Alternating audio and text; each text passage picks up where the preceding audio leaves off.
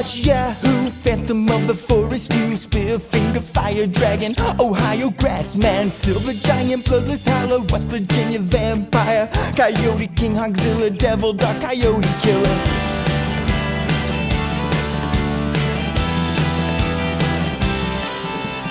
Cave creature, Mothman, Smoke Wolf, Lizard Demon, Ashman, Grafton Monster, Cow-killing Bastard, Shadow Creature, Dustman, Cherokee, Death Cat, Wild Man, Great Fire Rape. What else do I have to say? Steal yourself some chicken wire, and I'll get some lumber. Catch the Thunder Brothers. Don't you dare get out of the golf cart. We can keep our big seats while we hunt the big feet. Snarly Gastro Team, Red Island Bear Beast, Silver Giant, Squalling Savage, Black Wolf was kind of average, Stone Giant, Raven Mocker, Midnight Whistler, Wampus Beast, Wawa Woman, Ohio Grassman again. Technically Huckleberry Wolfman or Wolf County, need to find the X again if we hunt the Lightning Man. Webster's Werewolf, Daily Howl, Kentucky Hellhound, Little Girl, Headless Horror, I can't take it anymore. Steal yourself some chicken wire, and I'll get some lumber. Catch the Thunder Brothers. Don't you dare get out of the golf cart. We can keep our big seats while we hunt the big feet. Well, this here's BIGFEETS, the only Mountain Monsters watch-along podcast. I'm Robert Brockway, and you can catch me streaming every Tuesday on OnlyFoots. And by streaming, I mean sitting naked under a stream for Bigfoot. And I'm Sean Baby from the internet, and I'll be reading from The Secret Man by Frank Dukes. As far as the CIA went, I was still raw and uninitiated in the more sophisticated circles of intelligence operations. Originally recruited while still in my teens, I was seduced by the perfumed promises of glory and adventure by my sponsor, Major General Forsman, United States Air Force. Oh, hold on. You know what? I'm reading the wrong page. Jamie will fix all that. That was from page 14. I need to go to page No, his 17. name was it's General Forsman? General Forsman? I blew it. Here we go. We'll just jumping back in. Okay. The grounds were designed for privacy, and I ended up in the shadows, staking out the glass doors and windows of the lobby, checking out a blonde stuffed into a sequined gown. She provided a pleasant sight while I mused over what had brought me there that evening. Originally recruited and prepared while still in my teens, I had been seduced by the perfumed promises of glory and adventure by my sponsor, Major General Forsman. I'd run a few small-time missions for the General and had developed a network of contacts, mostly underworld, throughout Europe and the Far East, as well as honing my skills as a martial artist. And I am New York Times bestselling author Jason Pargin. Sorry, I forgot I had to wait for Jason to go before I started yelling at you for your book. He copy-pasted in his memoirs? 3 pages apart, yeah. 3 pages I was apart. doing a bit the whole time. You're like, this guy does not have his shit together. It was a bit! Sean, if it was revealed to you that through some remarkable coincidence that there had been a never previously aired conversation between Frank Dukes of that book fame and John Trapper Tice of Mountain Monsters fame, that they spoke for 2 hours about their lives and adventures, but there was only one copy of the recording and only one person could own it, how much would you pay for that recording? I would have to check with my wife, but I would reverse mortgage the house and liquidate everything we own. So we're talking $17,000. I would pay absolutely nothing, but I would watch the auction very closely, and I would stalk and murder the person who bought it and take it from them. See, you know how to hunt a deal. Yeah, and a man. I like to think that if that conversation happened, Trapper would come out of it with no more interest in karate, but Frank Dukes would come out of it fully believing in Bigfoot, fully being like, I got to work Bigfoot into my memoirs somehow. Yep. See, I think about halfway through, they would both start adjusting their improv, where Frank Dukes would say, well, one time I was hunting in Cambodia, and there they've got a version of Bigfoot called and then he would invent a word in the local language. Extremely racist. Yep. Yeah, and then Trapper would have have definitely killed a few of those. Yeah. And we would wind up with Karate Big Feet, which whips ass in every direction. That does. That's Yeah. a great idea. I've often said Bloodsport would have been better if there were more Big Feet in it. Perhaps if every other competitor was a Bigfoot, if it was Jean-Claude Van Damme versus like 56 Bigfoot. I would love that. They made a space blood sport where they had a special light that would like equalize everyone's strength. I feel like maybe you could incorporate that. Yeah, of course, Arena. I feel like you'd have to hit Bigfoot with some sort of a human strength ray just to keep things fair. No, because he can't spin kick. Like, that's the handicap. Oh, yeah, I guess. Yeah, that's a good case. Or you win this argument. Can he? It's crazy that they have not made a Karate Bigfoot on this show. They made Thunder Brothers before they got to Karate Bigfoot. It ain't over. It ain't over yet. Maybe they have that conversation. You don't know. You don't know. All right, before we get into it, let's do our plugs. Where can people find more from you, Jason? Yeah, I have the same job as the Rizzler. I am Jason K. Pargin on every short form video platform, where I have now nearly 1.8 million followers across Facebook, Instagram, TikTok, YouTube, and the others.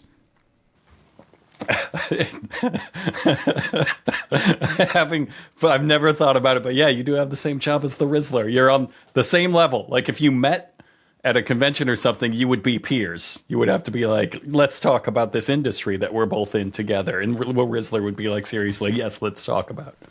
And if I started course, talking the about, well, actually writing is my true passion, the Rizzler would say, oh, yeah, I just released a book called Putting on the Rizzler, and it sold 14 million copies in the first month. How many did yours sell? Instant number one times New York bestseller. All right, speaking of depressing things, Sean, where can people find more from you? I have the same diet and hobbies and style of karate as the Rizzler. You can find me at 1-900hotdog.com. It's the last comedy website. And I, of course, am legally obligated to promote my book, nowhere near as successful as the Rizzler's. I don't know why I bother. It's called I Will Kill Your Imaginary Friend for $200. It comes out soon, January 27th, 2026. Buy it wherever books is, or at bookshop.org, and use the code Robert15 for 15% off and an exclusive bonus story, and to be my best friend. And you have to do it. It's a long story, but I fucked up, and I'm going to prison if I don't sell enough books. And let me tell you, I am going to prison. I'm getting those early sales reports. I'm definitely going to die in a prison. Yeah, they're prison numbers. Yeah, I'm posting prison numbers, baby. But I've talked to my publisher's lawyers, okay? And they have agreed to a plea deal. So if I sell enough copies, I can earn amenities for prison. And that's our new goalpost, okay? So right now, like, they have some good stuff on there. It's very much like tickets at an arcade. The higher tiers, probably not going to get there. We're probably not going to get the Panasonic 3DO at the top shelf gathering dust. Like, we're not going to get there. Wolverine claws. They'd come in handy, those Wolverine claws, but we're not getting them. We're not getting them. I think we can get me a hot plate. So that's the new goal. I need to sell enough books to get me a hot plate. And let me tell you, if I don't get that hot plate, I'm taking everything you love down with me. I have the passwords for 1-900-HOT-DOG. I have the passwords for this podcast. I have dirt on both of these boys right here.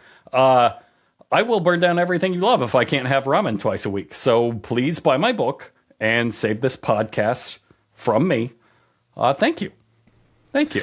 And also, Beautiful if one plug. day things should fall apart and Robert should release a bunch of audio files that are things that me and Sean said before the actual show started, but that were captured in the recording platform we use, that's all AI. I don't care how many AI filters claims it's not AI, they're wrong. It's all faked, all of it.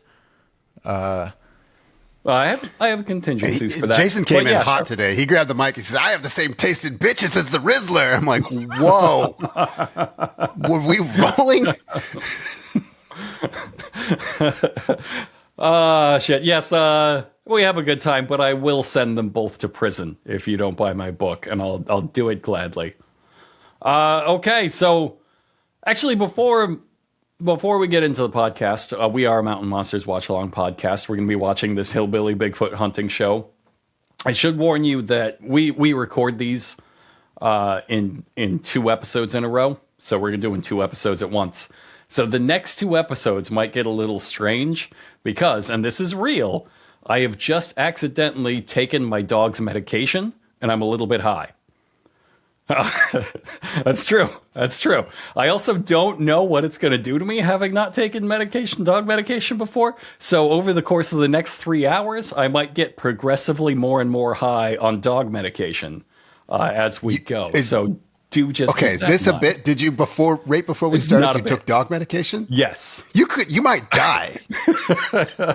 We'll see. We'll see. We're gonna see. Hey, let me put it this way.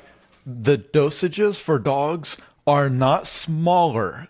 They don't absorb medication the same. I am not joking at all. Once when we had a dog with an allergy issue, the amount of like Benadryl they told us to give the dog was like triple the human amount because it doesn't absorb the same.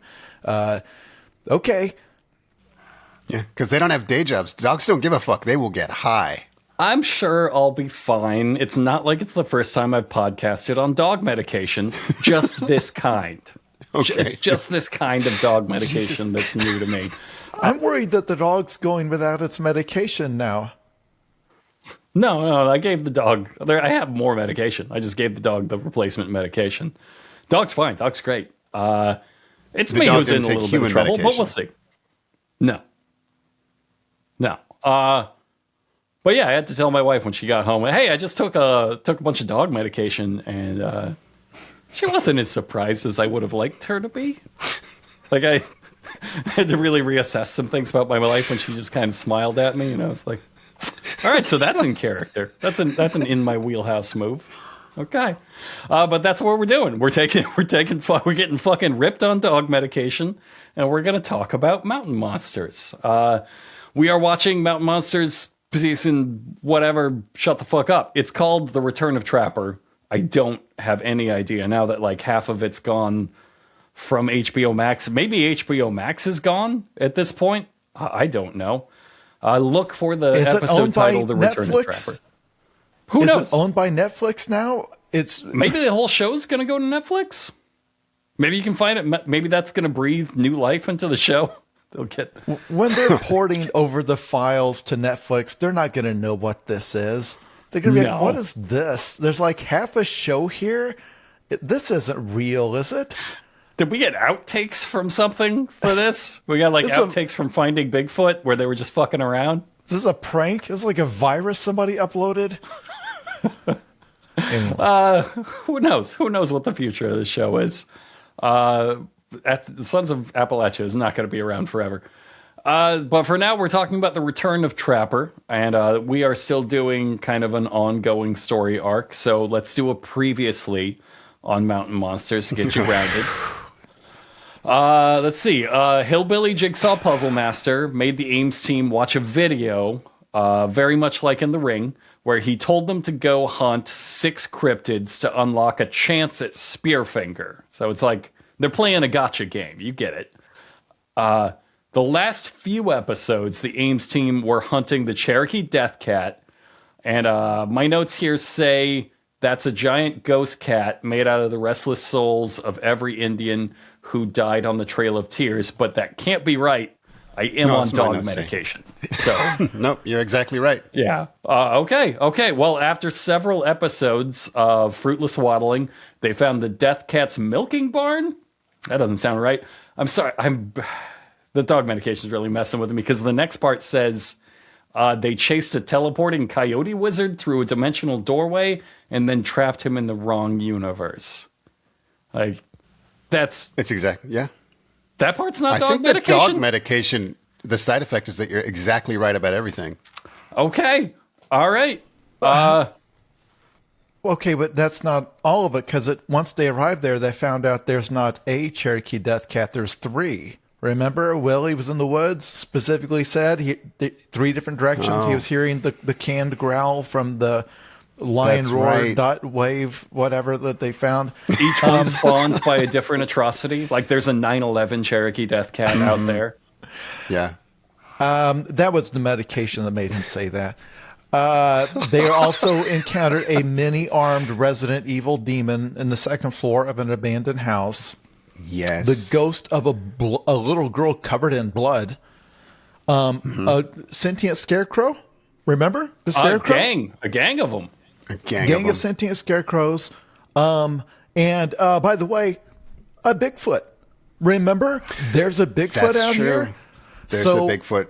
Possibly a skin-walking, shape-changing Bigfoot. That's if right. I remember plot-wise, they had the Cherokee Death Cat in a tree, and then their plan was to climb a tree to like look at it better, and then they decided to give up on the Cherokee Death. They had him. They gave up on it to chase a druid who was looking at their trap. Right, but that's where the last episode ended. That means in order to progress to the next stage of the Spearfinger quest to unlock the portal to the Spearfinger, they have to resolve all of the stuff I just said. But as you pointed out, they didn't have the Death Cat up in a tree. They found its nest. Right. So if nothing else, even if they can't capture the multiple Cherokee Death Cats, they've got to go check out that nest. What an incredible find. Like arguably one of the most amazing. I mean, imagine Huckleberry going back to his tribal elders and saying, look, I found the nest of our people after they were killed and resurrected as a cat. Multiple cats, I can't tell. And I've brought you the remnants of its nest so that we can make a fine soup out of it. It's a delicacy. Cherokee Death Cat nest soup, of course. Anyway, yeah, we got to deal with all of that. So you know what time it is. It's time to get the fuck out of here. Well, now let's not get ahead of ourselves, because the first thing, if the listeners recall, the last thing that happens, they had a plan to use a zip line to drop kick the wizard into their trap. That part didn't work, but the wizard just wandered in on his own like a confused dog because they had baited the trap with a stack of select cuts from Safeway that the wizard ultimately could not resist. He's been staring at those select cuts for weeks. He is a teleporting coyote wizard. So that is the correct bait to use for a teleporting coyote wizard. Is Safeway It might select be my cuts. favorite line of the series when Willie sees him go into the trap and he says, he's freaking out in there. It cracks me up so hard. It's really good. It's such a because he's not. I think you should he's leave gone. thing. He vanishes. Yeah. Don't he spoil vanishes. it, Sean. The cliffhanger of the last episode was them saying he's in the trap. The listeners are waiting to find out, oh my God, what did they do with this guy once they got to the trap and found him? Of course, this non-corporeal being that they have already established is a spirit that can teleport instantly, has done it multiple times. We don't know what's going to happen. Let's let it unfold. The opening scene of this episode is... Well, the plan was, let me set the stage for the plan. The plan was Willie has set up a zip line to come down to the trap, and they are going to lure the teleporting coyote wizard in to this trap with Safeway Selects, of course. And then Willie is going to zip line down and two-footed full body drop kick him specifically in the ass. He said in the ass to knock him into the trap, which has a fake floor, which will double trap him. Yes. This is the most trapped anybody can be. We knew it was... I guess Willie got shy because they did not do that part. And he just walked in it. And so the episode opens with the wizard in the trap, and they all run up to it, and they find it is empty. They forgot that the one thing they know about the wizard, the one thing they know about the wizard is he can teleport. And you can actually see them remember, like, huh? What? Huh? Oh? Huh? And then, oh, right. The dimension doors. My favorite part, they had this trap at the bottom of the trap. If you guys remember, they put a tarp down over a breakaway floor that would drop down about 1 foot. That would make it harder for this man to climb back out. They actually pull up that tarp because they assume he's under there. He might be hiding. He might be hiding under the tarp. And then he covered himself in the tarp. Buck says the same thing he always says. Whenever Buck sees something magical go into a wooden box and vanish, he says, "He's gone. He's not in there. Where did he go?" And I really like that he commits to that. Buck also says it was not the trap's fault, which was nice because I feel like Willie is not getting a lot of wins these days. Buck says it's impossible. That trap was designed perfectly. Thank you for absolutely the pause. flawless trap. The best trap that's ever been made. The only if it had a weakness, if I'm forced to say it had a weakness, it's only that it couldn't contain its prey, perfect. which we knew to be a teleporting wizard. Who could have foreseen? Perfectly. So That my note. This can't be right. My notes say that Buck says very immediately after that, immediately after being inches from the teleporting coyote wizard, he says, "Best thing we could do is get out of these woods and regroup." time to get the fuck out of here. We did not trap a wizard. It's time to go. Hey guys, when he says get out of here, he doesn't mean go back to the hotel and go to bed. He means leave the state forever. This is the end of the Cherokee Death Cat hunt, the end of the Coyote King hunt. They consider that mission accomplished, done. Mission All of that accomplished. stuff I mentioned, it's like, hey, better just let sleeping dogs lie. They decided that the Coyote King was one of the 6 monsters they have to hunt. And I guess they considered like, well, we did technically trap him for like a split second. That counts. Like maybe shorter than the human eye can see, but it did happen so that we can move on. So I guess By Spearfinger's coyote going to law, be like, if you wander into a thing someone else has built, that person who built it owns you. That's just coyote law. And my notes, again, these can't be right. It said the best thing we can do is get out of these woods and regroup. Right, that's what Buck says. Then everyone else is like, yeah, we need to try something else. And then Buck says, I think the best thing we can do is back out, regroup. I'm like, that's, I don't know. I'm probably doing a bit again. That doesn't make any sense. I like the regroup. The purpose of the regroup is to leave the state. Forever. We've Yeah, got to they're back out, regroup, Forever. and then Leave the state. Cherokee Death Cat nest for campers to find. The implication of regroup is like, we're going to get our shit together, come back here, having, reset. Nope. That's done. That was somehow the many-armed demon in the barn that got... And we just forgot about that one immediately. That's just steamrolling through the state, just picking up more little girls like a Katamari ball. Yeah, that's a Castlevania boss by now. That thing is just It's a gang spear of sentient human scarecrows limbs. just beating up the elderly out there. There's several atrocity cats. Amazing. This is the most they've ever left on the table. They really are upping their stakes. There's a Bigfoot out there. It's like, oh, hey. I don't think they even talked about me. I don't think I even came up. Did they forget a Bigfoot lives here?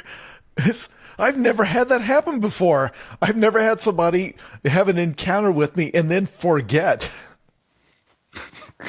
It's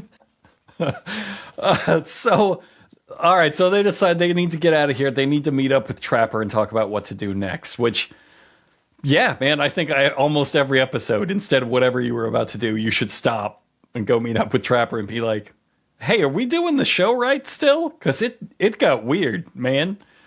So the next day, they're in a clearing. They're waiting to meet up with Trapper.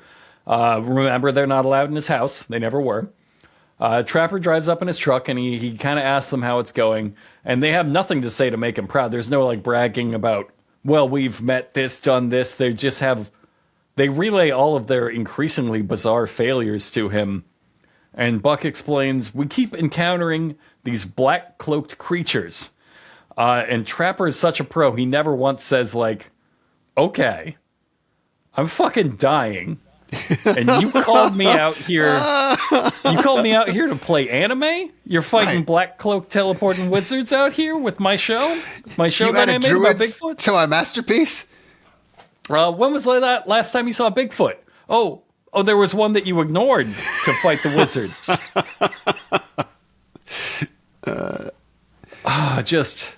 Yeah. It's amazing. Trapper does point out that, you've seen cloaked figures before. You did see them in The Woman of the Woods. You saw them in the cornfield. Neither were wearing cloaks, by the way. No cloaks. They showed Well, the flashbacks showed the no cloaks.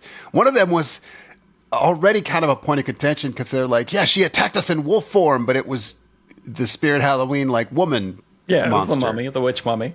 Yeah, Wearing a white dress, a full white dress that you could see not a the cloak. opposite color. The opposite color. We're getting bogged down. They have cloaks, therefore they have to be connected.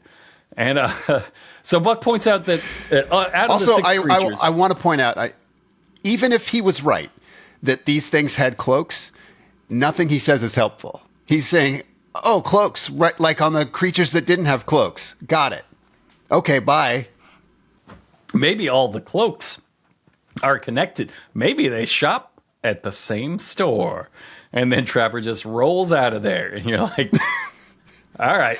No, he gives them a little speech. This is a lot like in the 90s when you're a kid, they try to sell you a comic by saying, like, Ghost Rider's in this comic. And you read the whole comic, and then, like, you see, like, the back of a shadow of a chain on the last page. And you're like, is that what they fucking counted as Ghost Rider appearing? Yeah. That's what this was like. Trapper drives up in a truck, calls him ugly, says some real dumb shit, and leaves.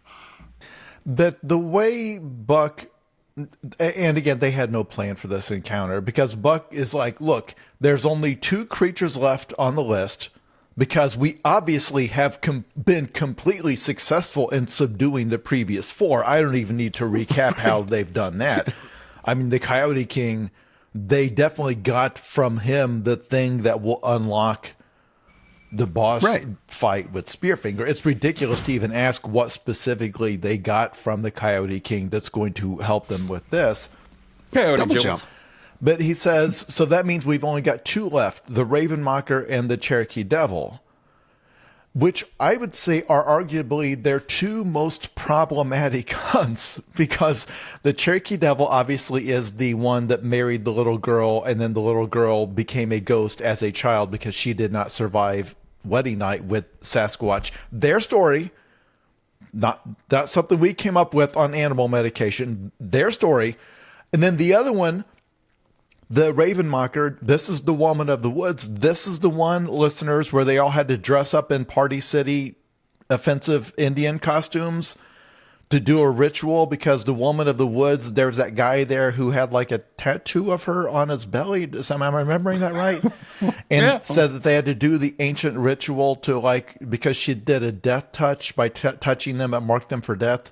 And they did a ritual which in no way seemed to have worked. And Jeff learned of the moment that he will die. Yeah, she told Jeff how he was going to die, and then got out of there. So Buck's like, those are the only 2 hunts we've got left. And then Trapper's like, well, there you go. Go get their ass. Go get him. You're the best. You're the best monster hunters in the world. And then Buck says, now it's going to be hard. So Trapper says, son of a bitch, suck it up and go get it. He has a great point, I think. Well, and specifically what Trapper says is, or I guess Buck quotes Trapper saying, Trapper says this team never quits, and we're not about to now. That's not what he said. And and really, man, that's so true, because can you think of even one time they've quit on a hunt without having that creature on the hood of their vehicle pulling out of the woods saying, we got him? Can you even remember even one time? I'm searching my memory for even once that they've walked away from. I mean, definitely not in one of the 2 that they've mentioned here that caused Buck to stop hunting Big Feet for a year and a half because he was too scared of the woods. A key plot point in this show. But he learned his lesson. That's never going to happen again. He's never going to get so scared that he's going to quit hunting Big Feet entirely. Again, that was his arc. And remember that. They made this sick man drive into the woods. Sector Tree, you know the spot. Yeah, pouring rain. This could have been a phone call. This could have been a text from anyone. A hairdresser would have given this advice. This could have been an email. Don't give up. Try your best. Shut the fuck up and get back to work. Could have been an email. You did not have to drag a dying man out into the woods. Speaking of which, this is Trapper's last appearance. on anywhere as far as I know. I don't think he appeared on TV other than this show. This is his last appearance on this show. He would pass very soon after this. And That's very his last sad. words to them were essentially, "Shut the fuck up. I can't believe you bothered me with this." It's perfect in a lot of ways. Yeah. I previously had done like my little eulogy of Trapper, and I will say it again, and not to repeat everything I said before. One of my favorite entertainers of my life. The way this man's mind works, fascinating. I have love him. I don't know if I would have agreed with all of his political positions. It never really came up in this show, but. What a fascinating man. Legitimately, this is how he chose to spend his retirement. It's my understanding that financially he did not have to do this at all. He had made money from oil. He had made money from, I think he was a cattle rancher. The guy was set, could have spent his golden years doing anything, and he chose to do this. Great choice. Yep. It's fantastic also that as soon as he was out of the picture, you saw everything. I mean, it's not like it was super well held together, but to the extent that it can fall apart, it just went to the ground instantly. Like within a season, you're fighting wizards, and he's like, "Oh, so this was Trapper's thing," and you guys don't know what the fuck to deal with it now that he's not there. Which I love. It's fun in its own way, but it was so clear that like this was Trapper's vision. So after Trapper leaves, Jeff says, "You know, Trapper's the only person who can give me a swift kick in the ass, make me smile, and make me say, I'd like to have some more." I had that as my quote of the episode. I also had really that as my something. quote of the episode. And also, Brockway was not doing a voice there. That's as close to you could get to the way Jeff said it. Yeah, He says it in a really strange way where you're like, so you're talking about something different. And also, I don't believe you. I don't believe that's the only person who has made you do that. Even this week, I believe you probably paid somebody a great deal of money to do that this week. So they decide next they're going after the Cherokee Devil, rather going after it again. As Jason mentioned, this isn't a new and exciting failure. This is revisiting a failure to refail it again. Yeah, this is the little Cherokee girl, Buck's favorite cryptid, the one who did not survive her wedding night with Bigfoot. A story they love so much they cannot stop telling it. They come back again and again. Buck loves so much. I'm sorry, I said they. You're right. There's one. I feel like the team has done some very deliberate distancing, as we'll get into that as the episode goes on. But I want to give them that credit. By my count, there are over 15 big feet that have not married children that they could go hunt again. There's a moment here in the truck because they're doing a truck briefing. They've cut to the next day after Trapper, and they're now in the truck heading off to. And Buck says, "We're going after the Cherokee Devil." And Huckleberry in the back seat just goes, and I know that in universe is supposed to be him like, oh, gonna have to confront this this demon again. I like to think that was the first moment he realized Buck was driving them to Ashe County, North Carolina. That's like, where are we going? We just got off on the highway. Where are you? Like the boys. Now I know you're not going to take a right here, are you? You're not going to. We're not heading back towards some dangerous territory. Child bride, toot toot. So Huckleberry does have some history too. This is first of all, this is the Bigfoot that looks kind of like Huckleberry, and it's got. Sorry, well, go ahead. this is my big disappointment because they cut to the CG rendering, and you're right, it's the one where it has the big long gray beard that we thought before was foreshadowing that it was going to be technically Huckleberry they were fighting. You know what they've not done? They did not go back to Cowboy Mustache and said, give this one the Rob Liefeld upgrade. Give it the muscles. Make this thing jacked. Put some pouches chains on it. Rips and stuff. More teeth popping out of its mouth. Give it a fucking gun. This is a Spawn. Yeah. This is a Spawn character. I'm sorry. I'm confusing Rob Liefeld with Todd McFarlane. It's the same thing. Don't say that. Yeah, we get the original graphic. There's a charm to the original graphic, but you're right. I would have liked to have seen the Cowboy Mustache remake, the reboot of it. Mm-hmm. So I like last that they time, go back to doing like stats. Like they show the old graphic. They're like, it's 8.5, 10 foot tall, 800 pounds, which means I can help you put that in perspective. This is Shaquille O'Neal carrying 120 ice cream cakes. for a special party for Shaquille O'Neal. Go have an ice cream party. Hope nothing happens on the way there. What? So the last time, this one has mental powers. This one has psychic powers. The last time they encountered him, it did something to Huckleberry. He went missing on the hunt for him, and then the next time the Ames team found him, he was bent over, completely nude, half mad, like he had gotten roofied by his Bigfoot doppelganger, and who knows what happened to him. And and he's kind of, and he's like, yeah, with the crudely carved chainsaw totem pole, that a dash of racism from a culture that did not make totem poles. And so he's playing it like he's scared, he's worried to be back on this hunt. He says, like, the second they pull off the road, he says, the devil knew the second we came back into the county. And then they cut away to the production team hours later, and they're getting a call from help from Buck about Huckleberry. And it's talking to producer Colt Straub.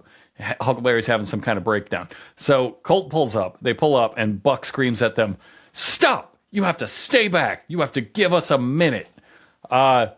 Literally seconds ago, he was on the phone. Like, it's all one shot. So it's seconds ago that he's like, you need to come help me deal with this. And as soon as they get out, he's like, no, give us some privacy. Two things to note from that scene before we get into the meat of what actually occurs. One, we established that the Cherokee Devil's powers stop abruptly at the county line. Right. He respects congressional districts. Yeah, and then it crosses over into, and this is the new line, when they redrew the lines in 1978, it changed its powers to adjust where the new line is because of the property dispute. Two, of course, Buck calls Colt Straub just on his cell phone because they all have phones, establishing very early, this is good foreshadowing for horror writers, they all have cell phones that work in this area. They all work in this county, in this area. They work just fine. They've all got them. That will be important later. But in the meantime, they both, Colt and Buck, both diagnose Huckleberry with a case of freaking out. They both say he's freaking out. That's their new thing. They say he's freaking out in there. And what are the symptoms that Huckleberry displays here, Robert? What is he doing that made them pull over the vehicle? He is displaying all the symptoms of, I would say, like a shy child at a junior high dance. Yeah. Kind of like, doesn't want to be moping there, but just kind of. He's looking down at his hands and he's going, well, I don't know if I want to. I don't even know if I want to hunt Bigfoot today. Oh God, he's fucking freaking out. Get Colt on the phone. He's freaking out. Then make him stop far from the car. So Huckleberry says, I need to tell you boys something, but not today. So it's time to get the fuck out of here. We got to get the fuck out of here. Yeah. Huckleberry decided it's a full day. That's a day. Call it. But in order to encourage Huckleberry, Buck says, look, we're here for a reason. We have to see this through. And I'm going to ask what is probably a very stupid question. Why? What are the stakes here? Like, aren't they doing this because a guy, a hillbilly Jigsaw, just told them to do it? Like, just showed them, like, oh, go hunt these things. Like, it wasn't like, hey, I've abducted your families. Right. You can't have them back until you bring me the head of Spearfinger. It just kind of told them to do it, and they actually had him. It's like, well, do you want to do this? You just want to just go back home and do nothing, just hang out and do nothing. Like, now let's do it. Let's do this. We're monster hunters. That's what we do. Okay, so they have to hunt all the cryptids. The hillbilly Jigsaw, he gave them a little video and he said, hunt all of these cryptids and unlock Spearfinger for me. And they said, okay. So I think they're just employed. I think he's just their boss now. And they don't want to make him mad, is what I assume the stakes are. They want to do a good job. see if they can get a promotion. I don't see why you can't do both. I mean, they go and they hunt the monsters, and basically they just do nothing. Like, they get to the monster and they're like, okay, let's just go home and do nothing. So in a way, they're kind of doing both. Don't you dare say to me, well, it's just this creature's rampaging out there. They've got to stop it to save the townspeople from the creature. That's never been their thing. They abandoned like 13 different creatures in the woods they just left this episode. That town is not surviving the gang of scarecrows, the 3 atrocity cats, the many armed Resident Evil demon, the multiple big feet, the ghost girls. The Bigfoot are so much more dangerous having been ignored. Like, their feelings are hurt now. They're going to have to make up for it. All right, so it's the next day. They get the fuck out of there. It's the next day. Huckleberry's out at a campsite alone when the others pull up. He's had some Huck time. He's ready to talk about his feelings. He recaps being roofied by his doppelganger. I wanted to say I'm very proud of Huckleberry here that they left him alone all that time, and he did not add Predator to the story. Yet. So he recaps the time he was roofied by his doppelganger, and they actually replay my favorite moment of this entire series, which is the moment they first find Huckleberry, and he's totally naked. He's muddy from, like, coated mud from the waist down, like, worshiping at this crude chainsaw totem, like Jupiter eating his son or whatever that painting is, just, like, looking completely mad. And the whole Ames team is on the other side of that clearing, and they're just kind of, like, quietly taking in the moment, and there's this, like, real, you can hear a pin drop tension, and then Trapper really quietly just goes, "Get him." And they all fucking scream and charge at him and tackle him into a lake. It's a beautiful moment. I really appreciate they took the time to replay that. So Huckleberry tells them that when he saw the Hillbilly ring tape, something came back to him. And that something was a rock. Real big rock. Some bitch was huge, boys, he says. I guess that's what made him sad. He remembered a big rock, and it made him sad. Made him too sad to talk about it. He says he feels that there's something in that rock that can help them. And by God, I hope it's like a shotgun in the stone situation where they can all take turns trying to pull it out. God, that'd be awesome. Buck, based on him saying, "I know there's a real big rock somewhere," says, "Huckleberry, you're the key to all of this." Yep. What the fuck? Hold on, this can't be right. It says they go back at night to find the rock, with the best time to find a rock, and then they split into teams to do a pincer maneuver on the rock. On the rock. On an That's unknown correct. rock. They don't know where the rock is. They don't know where the rock is, so they say they need to split up. So Willie and Wild Bill are going to go one way. Buck, Huckleberry, and Jeff are going to go the other. Except for as they part ways, Willie calls back to them, "We'll meet you at that rock overhang." Willie totally fucks it up. I don't think he was supposed to do that. But also, Huckleberry reiterates a second time. He says, "You got to keep in mind that Cherokee Devil, he's still here. And he's watching us and listening to us right now." So again, its psychic powers can detect the fact their location at all times. Going to be important later. They don't lay this groundwork for no reason. They have a writer now. I keep forgetting they have a writer now. So Buck's team finds a creek, but the hill down to it is very steep. So you know what time it is. Mandatory hillbilly slide time. That's right. This one was scary to me because, like, Buck is like if millions of years of evolution selected for the perfect ankle cracking shape, and he just flops himself on the mercy of gravity. And like watching this one, I was like, okay, he's gonna break his legs, but he didn't. These men are so blessed. They do this every episode now. Every single episode has to have a slide. It really is like the algorithm detected some sort of, like, people watch more when you guys slide. They're like, we got to fit a slide in to everyone. And so Buck hops down there with his little legs poking out. And I actually don't have any more notes for this section because it just said Sean Baby will describe this. I think I did. Yeah, I Yeah, think we're I'm good. really happy with that description. Now they've all got filthy wet asses that we will see over and over and over again for the rest of the segment. Willie and Wild Bill are doing their own thing. They come to another valley and they jump down from Did you this skip over the fucking Bigfoot they encountered? They heard a tree knock here. Yeah. Oh, This they was heard- the only monster in the episode. A Bigfoot tree knocked No. down. That happens. They're cutting back and forth. That happens after. Oh, okay. So Okay, Willie, my bad. We cut back to Willie and Wild Bill, and they jump down from this huge rock overhang, and they stand together for a moment in front of this huge rock overhang, and then they say, "All right, let's get down there and look for that huge rock overhang." And then they walk away from the huge rock overhang. I just thought that was worth commenting on. It's that lovely bit of meta comedy. And then we cut back to Buck's team. Buck does they come up on what I would describe as a light twig blockade. There's some twigs in the creek, and Huckleberry very intensely says, "We can work our way up and around it." And Buck says, "Oh, your memory is starting to come back, huh?"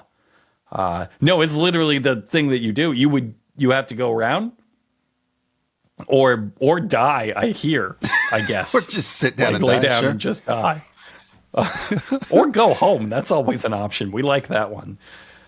There's a So funny Buck part says- here where Huckleberry recognizes water flowing. He's like, the exact water flowing? Like, it says in my notes he's trained with Jeff to identify a stream by sound alone, but that doesn't make any sense. They do hear a tree knock, and I think this is their technically mandated. We have to have some sort of actual Bigfoot thing happen because the Cherokee Devil, as far as I know, I'm not a Bigfoot expert. He's not really gonna do typical Bigfoot stuff for the rest of this episode. This is the Bigfoot antic. He's a mind control child predator, not like a gorilla. But he does give him a tree knock. We've been watching this show and doing this podcast for, I think, about 10 years now. Do you guys, in your own minds, have a good sense of what a Bigfoot is trying to do when it does a tree knock? Is that a warning noise? Is that a communication to other Big Feet? Is that a mating call? What do you think when they hear that it has done a tree knock? What do you think that's supposed to mean to the humans? Based on this show? Based on this show, I think he's asking for a child bride. I think when he does that, you're supposed to bring him a child. Mm-hmm. It's like wedding bell. And then legally, you're not allowed to ask what happens next to that child. Because in this episode, for example, the team reacts to the sound of the tree knock by doing absolutely nothing. They continue on their way. Exactly. It affect them has at all. no impact on the story or their actions whatsoever. It doesn't inform anything about where it is or what it's doing or its disposition. They just like, oh, that's him. He's right over there. All right, let's keep walking. Okay. And Sean's right. Huckleberry hears water and he's like, "That's the water. I've been trained to detect." And they find their huge rock overhang, and it is pretty cool. It's a neat little spot in the It's woods. a neat location. Yeah. If I went for a hike in the suburban woods behind my house right now, top 4 cool things that I would find, like easily. If you Easily. found that place in the wild, it would be so covered in human pee with like 70 empty beer cans. Yeah, that's Like- a party rock for sure. I would even say the presence of really cool spots like this in Appalachia is what makes it frustrating when, just to pick a random example, they keep coming back to the same broken down shed in somebody's backyard over and over and over again, instead of doing the extra little bit of work of always trying to find some cool little spot, because that part of the country is full of them. You don't have to fly to find them. They're around. Yeah. In fact, all of the woods is full of shit like this. Go to the woods, kids. And if you find a hillbilly pervert shack, don't go in it. Don't go in it. Go in the cool spot instead. There's a funny edit here that kind of seems mean-spirited. It feels like the editor is a little more mean than usual in this episode, where they're kind of going up these natural steps to the rock. And it is like, I don't know, one story of natural steps. And they do like a little jump cut to like wiggle the guys up to the top at crazy edit speed. And it obviously saves us like 40 minutes, but it's like just a real mean thing to do to guys that like waddle at this speed. Just cut to the next scene. But no, they're like, just to imply that the passage of time was agonizing. The editors of the show have done that a couple of times, and both times it's very clear they're making a point of how long it took them to get up there when it is a very short distance. Yeah, it's not not a terrifying hike or anything. It's not like an imposing rock overhang. It's very friendly looking. It's just down on a gentle slope. We've got a couple of steps to walk up to it. They do treat the reveal like it's fucking Dracula's castle. You get just shot after shot of their faces as their jaws drop. Music comes crashing in. We cut to commercial. Yeah. When they show it and come back to just do more like Dutch angle shots of the rock. Buck does that thing where he stops in mid-sentence, where he vamps the line, and it's like, yep. like saw a dinosaur, where again, if you've been for a walk in the woods, your reaction to seeing that rock would be like, that's a pretty cool rock over there. Yeah. Hey, look at that. Hey, look at that is what you do. It really smells like pee. But there must be, okay, for this reveal and this buildup, there must be a really cool like story beat coming. So we're going to find out what happened to Huckleberry. And Huckleberry does start to come back to him. He kind of wanders around it in like a fugue state, and he wanders up and he finds some dripping water. That dripping water, that sound that he's been hearing. It's not a waterfall. It's just kind of a nice little shower. And so Huckleberry stands by that shower, and he points to a distant rock, and he says, "You see that rock over there? The Cherokee Devil would sit there. The Cherokee Devil would sit there and watch him shower." Okay, now we have gotten criticized. I think the president mentioned this at one point in one of his press conferences. We've been criticized for taking things to a sexual place on this show, in a show where they themselves don't always do it as often as we do. But it's a fair note. In their own lore, Huckleberry was completely nude during the events they're about to describe. They actually made it a point to show that clip and have someone voice the line in the truck. Yeah, and you were completely naked too. So he begins. When they filmed this podcast did not exist. He could not have known this podcast was coming. So sits there and says, this is the upsetting thing that they had to pull over the vehicle because he was so upset by this memory coming back to him, saying, yeah, he took me here. And then he sat over there on his cuckstone and watched me, and there were two other people here, and he just sat there and he just watched us while I was here, fully nude with me and two other people, and he only watched. He sat right over there and watched us on the cuck rock. Yeah. Because he does also say, like, he comes over and he points out that there's like an ass-shaped space worn in the stone underneath the shower, and he's like, here's where you would sit while he watched you, and we had no control over what we did in this shower as Bigfoot sat there and watched. Is there a Bigfoot that didn't molest Huckleberry? Can we like take a quick poll? Like shoot a hand up if you didn't molest Huckleberry? Did any of the Thunder Brothers not have sex with Huckleberry? Lee, if so, please comment.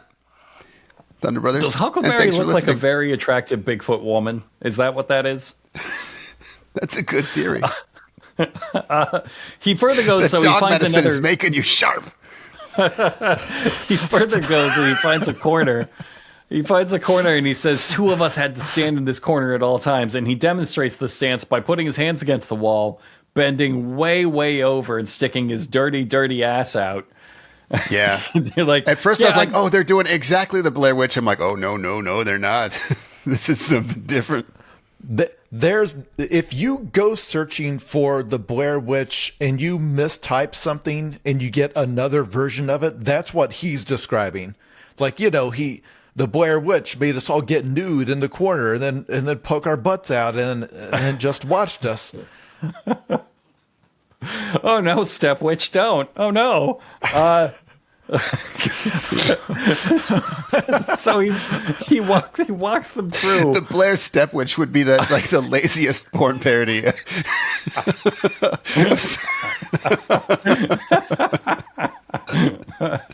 Well, my dad witch, but no. So Buck asks, like, okay, why did you even remember this place, Huck? And Huckleberry says, well, I heard the sound of the Bigfoot pervert shower on that ring tape. And, like, that's how, and then he wonders, like, how did Hillbilly Jigsaw know that I showered for Bigfoot? I'm so glad they brought it up, because that's the first thing I typed in my notes is like, oh no. So, like, Bigfoot's watching, but then also, like, that rogue team is watching. Yeah, he's sending out the videos. BigfootShower.com, baby. And Bigfoot, if you're within the congressional district, can sense you with its mind. So he knew that they were watching. So part of it was Bigfoot wanting to be watched while it watched. Mm-hmm. For sure. Huckleberry goes on to point out that he carved his grandparents' names, their initials, into the rock, and he would stare at them to remain sane. And, like, don't do that. Don't pull your grandparents into the Bigfoot pervert shower. Weird energy to bring to your pervert orgy. Yeah, they don't want to be remembered like this. That's a layer of fetish that I'm not even familiar with, and I've been on the internet since 1995. I think if you told Bigfoot that, it would have ruined it. Bigfoot would have been like, "Don't make it weird. You made it gross." Okay, now it's dirty. Now it seems dirty. It was a beautiful thing we were doing here. So they hear something approaching now, and they all get their guns ready. But it's just Willie and Wild Bill, and they join them in the rock overhang, and they ask what's going on, and, like, thankfully we skip that. We skip the part where this is the part of the show where, like, the two teams have come together and they have to relay the information to each other, and so we skip that part. But, like, I really wish we didn't in this case, and I really wish they had showed back up and Buck would have had to explain, well, see, that rock is where Bigfoot watched Huckleberry shower. And like, what the fuck have you been doing over here? I wish we found this rock overhang first. During the sexy story, they and I just completely forgot about Willie and Wild Bill. It would have been really funny for them to just come upon this story, like, while it's being told, and just bail on the whole thing. Just be like, dude, just we gotta hang back, Wild Bill. We can't hang out with these guys anymore, man. But at this point, Buck declares that Huckleberry is too upset and they need to get him out of there. Because Buck is trying to go with his method, which is the moment we discover something, out. Get the fuck out. You got to get the fuck out. But Huckleberry says, no, there's a reason we were brought back here. And I fully expected this to, like, hard cut to, like, the opening of Hamburger the Motion Picture, just except all the stalls are filled with just the Ames team all showering together. No, they don't all shower together. They decide they should look around for clues since they're here. Since Huckleberry insisted. So they weren't going to do that. But they weren't going to look around for clues until Huckleberry. They were going to get the fuck just out of there here. to give the Cherokee Devil a show. He's like, you can do whatever the fuck you want. I'm going to give that evil son of a bitch the boner of its lifetime. Here's the thing. You are criticizing the Ames team's investigative abilities, but you know that totem pole that a nude Huckleberry was fighting? You know, they didn't even keep that. They just chucked it into the bushes. Remember that? Yeah, they don't have that. Hey, I wonder if maybe they should have kept that. And don't tell me that they didn't out of respect for that culture. Because that culture didn't make. That's an intern with a chainsaw. Jeff is now selling it for firewood, I assume. We can't get off on that. We don't have time to explain that. Okay. So they search for clues. They don't find anything. They give up. They regroup with Huckleberry, who's still kind of moping by the Bigfoot shower. And they say, no. Huckleberry says, no, there's nothing you guys can do. It's something I have to do. And he literally says this, that water, it keeps calling me. He's got to shower for Bigfoot again. He's going to shower for Bigfoot one more time. Okay. I can't believe Sean wasn't making a joke. Here's the thing. Last time, Huckleberry did this because he was being mind controlled by the Cherokee Devil into showering for him. So if they have brought Huckleberry back under the Cherokee Devil's sphere of mind control influence, which he explained the moment we crossed county lines, Huckleberry saying, "Oh, I've got a shower for him now," why would they not immediately say, "Oh, no, Huck, that's the Cherokee Devil trying to get you. He wants to jerk off to you in the shower again. Let's get out of here." What you would not do is say, "Oh, okay, well, he says he's got to do it." Like, why would you not assume he's being Bigfoot controlled? Am I being I got to be honest with you. That did not even occur to me, because it just seemed like something that the Ames team would do, is just go and do a really pointless, stupid thing. And so I was like, yeah, that would be their move. What else would be their move? Like setting some sort of an ambush for the Bigfoot and capturing it? That's ridiculous. So they do hear the Bigfoot roar now, because now it knows, because it's psychic. It knows Huckleberry's going to take a shower. It's going to come back. It's going to sit on its rock. It's going to get out its popcorn and watch. That's what it likes to do. So they decide they're going to send Wild Bill and Willie out to fight the Cherokee Devil, while the other team watches Huckleberry shower. It's not an equal pincer movement. You guys go fight the monster. We'll watch Huck get wet. And and Buck accurately points out that this could be lethal for Huckleberry. He says it's 35 degrees out here, and then breathes to show that you can see his breath. Like this, we're not faking this. It is actually cold. You can tell it is genuinely cold. We're going to have this elderly man sit under this waterfall for what I would say scientifically the worst reason to die.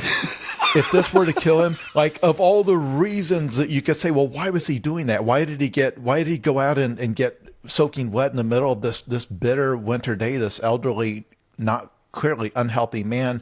Why was he so wet? If you had to explain why he got wet, I scientifically don't think there's a worse reason than because you were playing Bigfoot and you decided that as part of your Bigfoot role play, Bigfoot likes to sit on a cuck rock and watch you shower. And you wanted to help him get off. At the funeral, you would say that he died getting his dick snapped off at a dog, just to save the embarrassment. Just you make that up. I think politely you would just say he died doing what he loved, and you would not be lying. That's true. He loved showering for Bigfoot. Some beauty in that. Also, I'm imagining if after this hunt, if off camera they called Trapper and he's like, how'd the shoot go? How'd the rest of the episode go after you filmed my part? And they explained, well, we decided to revisit that the part where Bigfoot we had a lot of weird sex stuff. You'd love it, Trapper. Huckleberry and made him get nude. We decided to fill in that gap in the viewer's knowledge. We added a couple strangers. No one ever mentions, like, we need to find out who the other two men were with you. By the way, we kind of just mentioned that in passing. So do they. Huckleberry's like, yeah, it was me and two other people. They never even ask who the other, like, do you remember what they looked like? And like when he starts, that's a bond that should be for life. When he starts saying like the initials there, it's like his mother and grandpa, I think. It's like, was that who was with you? Were they here? Because who was it if not that? Please tell me it was not the Cherokee child bride. I don't even think it's legal for me to say that phrase and put that image into the mind of the listeners. We gotta go. We gotta get away from this. We gotta get to something much less disturbing. Huckleberry showering for erotic Bigfoot. He doesn't strip nude. We know that he will. He has in the past. We've seen it in the tape of him doing this the last time. It would have made much more sense to at least strip nude so he'd have dry clothes to get back into. No, he just gets under the shower in his clothes so that he has nowhere to go, nothing warm to get back into, and he legitimately does sit, like, assuming that shower was real and it's not Colt standing up there with like a warm hose. which is a different vibe. They would not. I No thought less about erotic. that. I literally thought about how could they have faked this by using less cold water, and there's no way. You would have to have a portable hot water heater or something, because anything that comes out of a hose is going to be just as cold. Like, it's cold no matter what you do, and it looks like they shouldn't have done this. I don't know They who's shouldn't right. have done this. Even if it was warm water, like, it's cold out there, and they do continue shooting with him in his wet clothes. The wet clothes was the biggest mistake they made there, because they build a fire next to him to warm him up. But again, that's not going to work if you're in. I've sat wet next to campfires before. That makes the front of you warm and the back of you ice cold. It just creates a convection that does not warm you up. Especially on Huckleberry's basically dead. He looks like a revenant at all times. And then they're going to make him do a pneumonia stunt specifically for pneumonia. Like, watch this, guys. I'm going to eat some pneumonia. Like, I don't think you should do this episode of Fear Factor, Huck. I think you should sit this one out. He tells his doctor later, it's the only way to get Bigfoot hard. Tell my family I died in a dog. Also, I was chanting the name of my mother over and over again while I was doing it. Bigfoot likes that. He's sorry. into it. And again, Let that Bigfoot be was my last words. getting off on the fact that he himself was being observed by a fourth party. So it was 2 layers of voyeurism. There's so many fetishes at play here that I've lost track of them. Real advanced shit. Just real logistically, I want to point out that there is no ritual that needs to be completed. There is no point at which this is done. It is just him doing it, and they're like, you got to get off of there. He's like, no, I need to stay, but for what? To what end? Thank you. This is what I have. I have 4,000 words about this in my notes. I'll just leave it with what you said. They never established, is he trying to recover a lost memory? Because, hey, spoiler, this is not going to come to anything. The things that are going to occur would have occurred even without this. It's just something they came up with on the day, I guess, and nobody stopped him. Somebody should have stopped him. So Huckleberry explains after he tries to step away. He steps out of the water, tries to warm up the fire. He tries to go back to the water to like, I'm not done showering for Bigfoot. He didn't come, and I know it. And they try to stop him, and then he says, No, hold on. I made this trip. He says, I made this trip over and over and over. I could not stop showering for this Bigfoot. Hundreds of videos on BigfootShower.com. How long was he But he says gone? there's a rock. Sorry, what? Well, in the original story, Huckleberry disappears. He shows up naked. I would have estimated 20, 30 minutes later. Sean, this is a retcon. Yeah, we don't get that. They intentionally... Okay. They added dialogue earlier. weeks. They're saying, well, when you went missing, you were gone for a long time. If you go back and watch Okay. that episode, he was in the back of a Buck's truck, I think. And they go back there because they were going to go back and talk to him. Like, oh, he's gone. He's left. And then they just went looking for him and doing the thing they do where they track each other. And it's like, well, that's him up there. It was immediate. They start talking like he was gone for days, which, again, it's a retcon. That's fine. It's not fine. Why did I say it's fine? It's great. It's an job. erotic Bigfoot shower retcon. That's fine. It's a valuable literary device. We all know it. No, he says I know this route to the Bigfoot shower so well that I see a rock and there's some leaves on it, and I know there were no leaves on that rock before. And there's no explanation for how they could have gotten there in the forest. Really something. They have already done a thorough search of this before they went like, and it's a last resort. Okay, go take your fucking cuck shower. They did a search of this cave, and no one thought maybe we should brush some leaves off of that. I don't want to go near that fucking cuck shower rock. Like I don't know. So they do brush the leaves aside, and they find on the rock the letter F. And Buck looks at that, and Buck says, he actually says, "What does this mean?" What does this mean? Now, you know this killed one of the people watching. One of the puzzle masters watching just died. Just had an aneurysm. Revolver and right in the there. mouth. Yep. I'd like to think he was watching with the revolver in his mouth and just waiting, finger on the trigger. And then the second he said, "What does this mean?" Just bang. Nope, done. Not doing this anymore. Okay. Because let's explain why if you have forgotten. Back on when they watched the Hillbilly Ring film that the Hillbilly Jigsaw Puzzle Master showed them with all of the clues, the Hillbilly Jigsaw Puzzle Master ended that video by saying 6 steps to the west from the rock with the F. And then they repeated it over and over and over. 6 steps to the west from the rock with the F. And now that's not a puzzle. That's directions. But that counts as a puzzle. They solved the Google Maps printout. Okay. 6 steps It's from bad a thing directions. All right. First of all, we need to point out something here that we actually didn't point out at the time.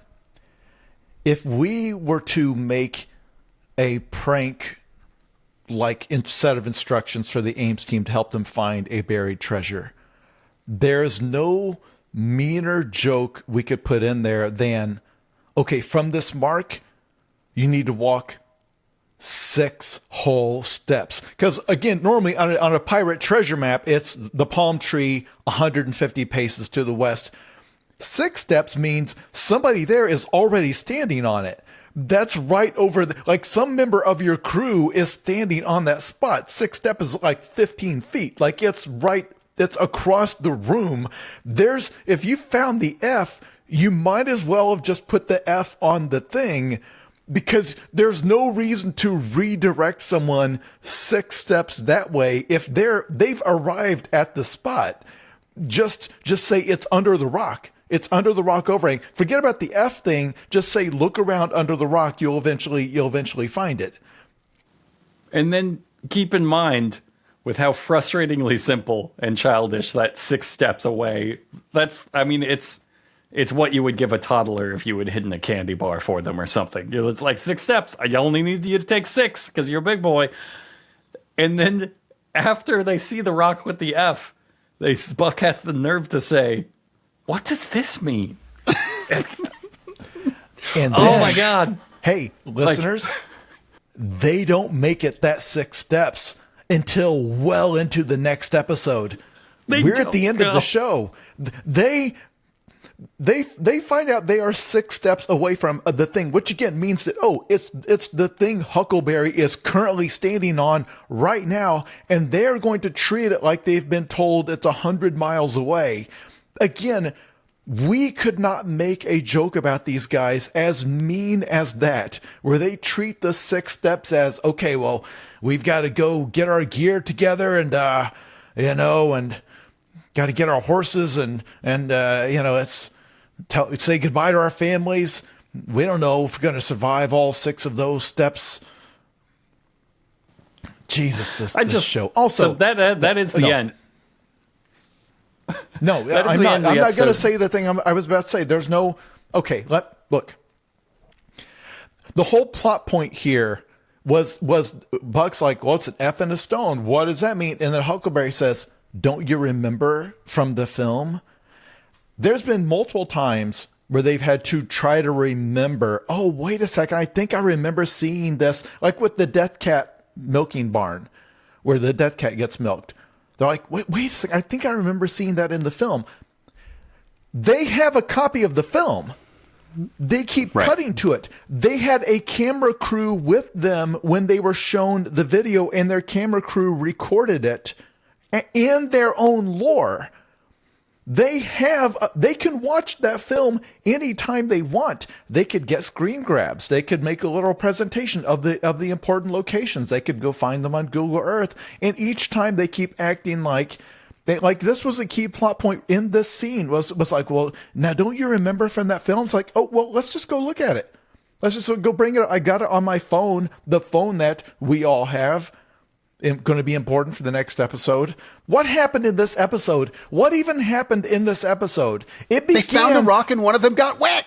This episode began with them fleeing the scene of their previous adventure, talking to Trapper, traveling here, finding a rock, showering to do a ritual that it turned out was completely unnecessary because they just had to sweep aside some leaves. And, oh, right, see, Huckleberry, all that stuff you just did, you didn't need to do that at all. That thing that almost killed you, that had no impact on our adventure whatsoever. You just did that. It didn't even get a Bigfoot off, man. That was like less useful than all the other times you've showered. It's not appropriate to say this, but I think if you've been molested by a Bigfoot more than once, at some point you have to start to take some responsibility. I'm not victim blaming anybody. I'm sorry, it's the dog medication making him say that. You can't hold that against him. That sounds right. All right, that's it. That's the episode. We showered for a Bigfoot. That's all we did. Time to pick our favorite quote. Let's go with you, Jason.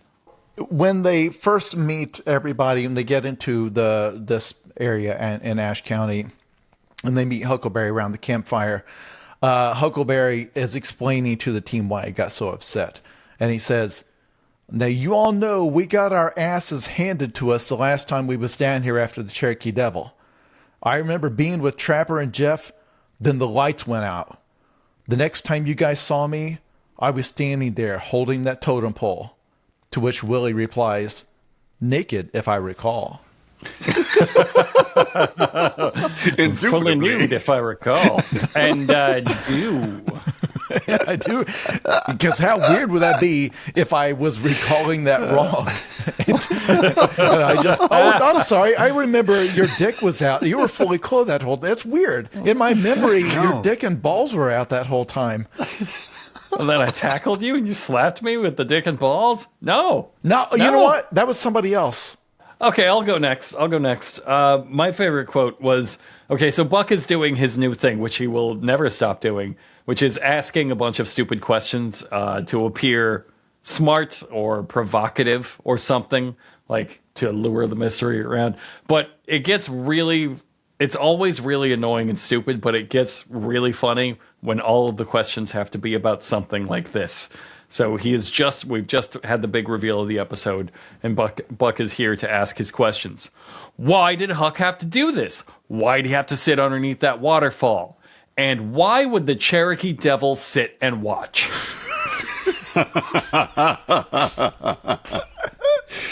Incredible. Don't answer any of those questions. All of the answers are dangerous. Sean, what was yours? I was going to do the one where Jeff really liked getting the abuse from Trapper, but I wrote down the dialogue from the end where they find the letter F on the rock, and Buck says, "What does this mean?" And then Huckleberry, in his hypothermic trance, says, "Don't you remember the last thing he said?" And then Buck says, he said, all this time to jog his memory, Buck says, "No." And then Huckleberry says, 6 steps to the west from a rock with the F. And then Buck is like, "Whoa!" And then everyone else is like, "Whoa!" Because, oh my God, what could it mean? What's the next move? They are really closing in on this puzzle. I just want to reiterate that this episode of TV, which was specifically about an elderly man being made to shower nude for Bigfoot while Bigfoot sat on his cuck rock, was called The Return of Trapper. What a way to send off a hero. This is how they honored their dead friend.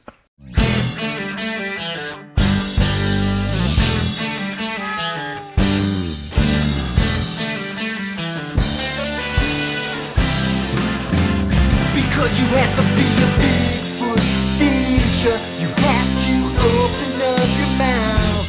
You have to be a big